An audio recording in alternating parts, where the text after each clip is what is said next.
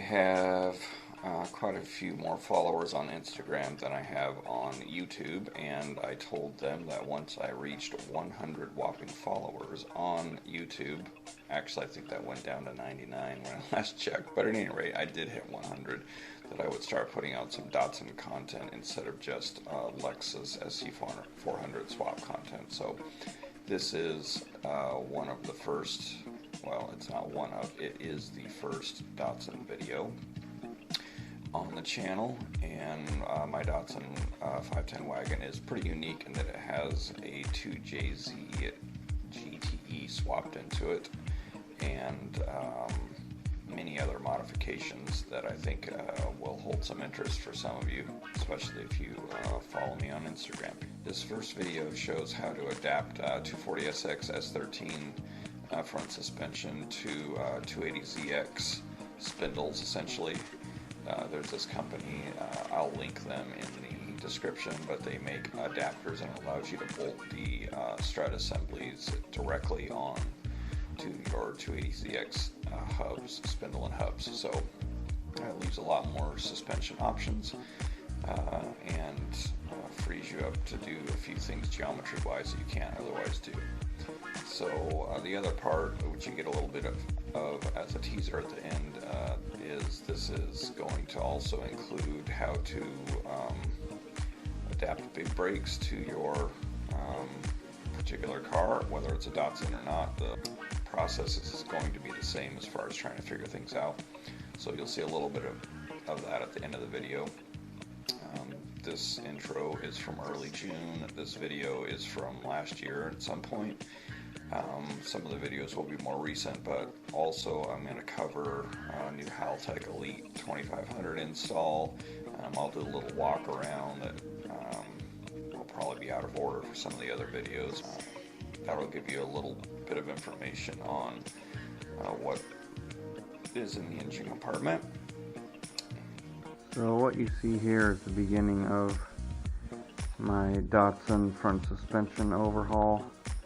I've had the same coilovers in that thing for, I hate to say this, but probably 20 years.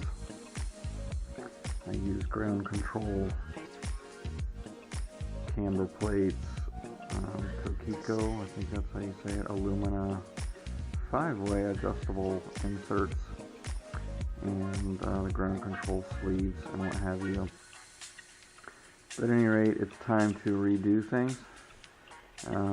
Many years have gone by and there's a lot of options. And one of these options is made by a guy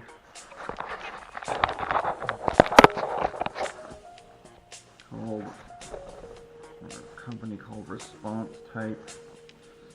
So they make these very nice adapters.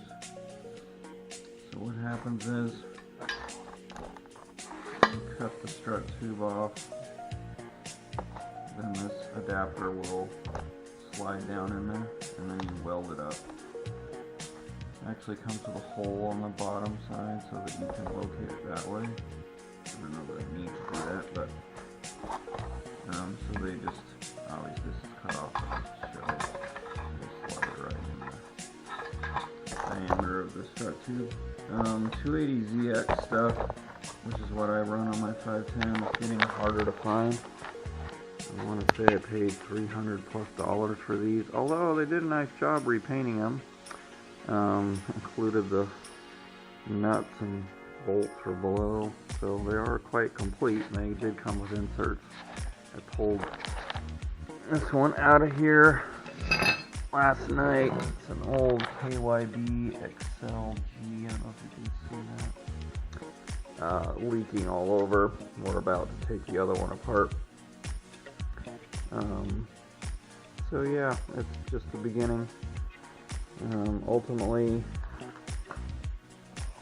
I'm going to be putting these bad boys on a pair of 14-inch rotors.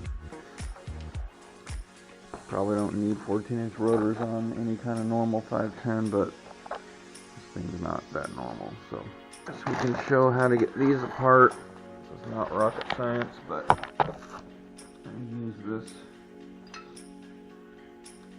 heavy duty, and it works.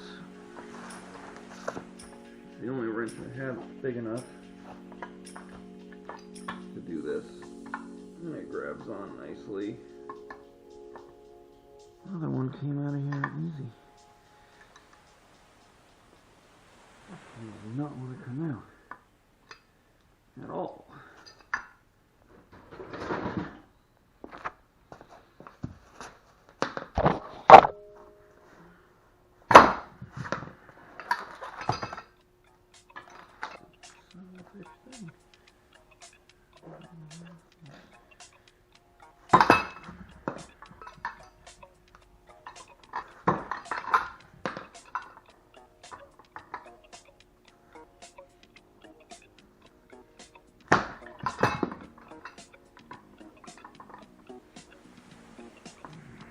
There we go.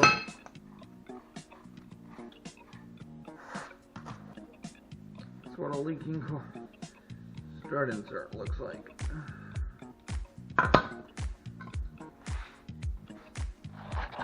So, both those are out of there.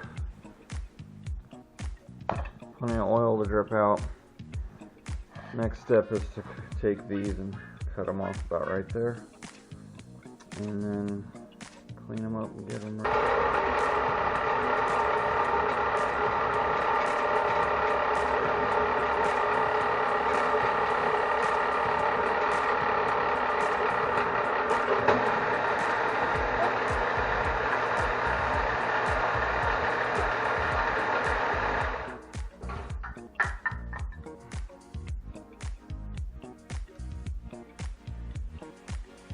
There you go. Belt came off, but that's done.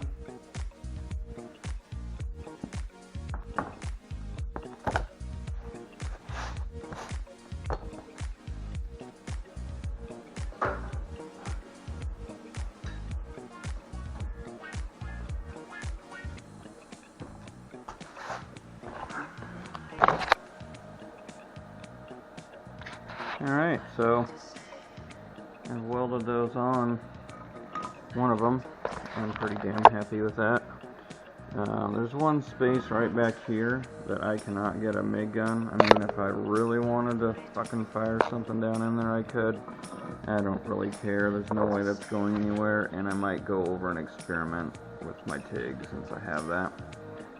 But yeah, so what I did is located it. I think I had these in there when I was just slipping them before. This is how they actually go, not reverse. As with how I did on here, I put 3 tacks around just to keep this thing where I want it when I start, and then start it off back there, and then make my way around. So I'm going to repeat on this side.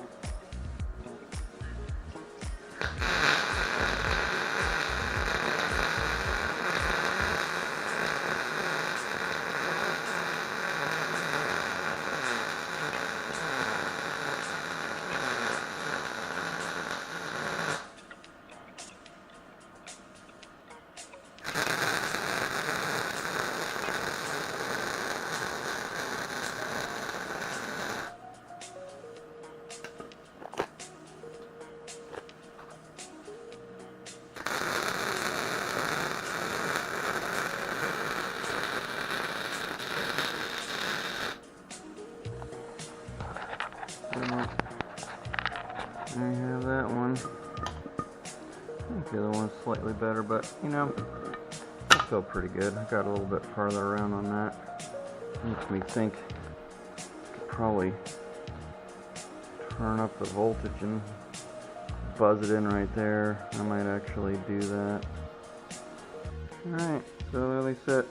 I did end up just squirting some back there. That one's a little more blobby, but as far as the overall welding on these, they aren't going anywhere, so feel pretty good. So that is stage 1 of many, basically. I have my coilovers on order. I'm going with Feel Suspensions, F-E-A-L. Pro Drifter runs the place.